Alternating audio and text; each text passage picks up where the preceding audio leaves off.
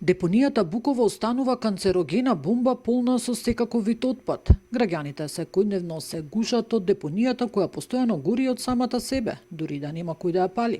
Дополнителен проблем е тоа што водите од неа се сливаат во подземните води и реки кои истекуваат во Охридското и Преспанското езеро. Буково е високоризична. Значи многу пати го кажуваме, таа требаше одамна да биде престанато со експлоатација. До 2024 беа последните пресметки, значи ние мораме што побрзо да почнеме процесот на изградба на регионалната, каде што треба да оди само отпадот кој што нема да се селектира, кој што нема да може да се рециклира. И додека се чека изградбата на собирен центар во самиот град и регионална депонија во Новаци, активистите од иницијативата Збогом Буково велат дека мора заселено да се работи на едукација на населението.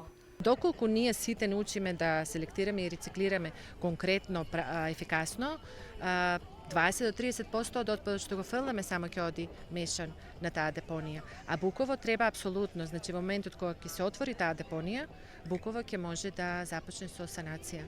Значи да се реанимира, ќе видиме како ќе бидат тие процеси, се уште не се знае на кој точно начин ќе се прави тоа, но се надевам дека наскоро во текот на наредните 5-6 години ќе имаме прилика да правиме излети како што порано било таму на тој дел во минатиот век. Депонијата во Буково постои над 50 години и истата ги има пробиено сите зададени рокови за употреба. Нина Ритоновска, Сител телевизија.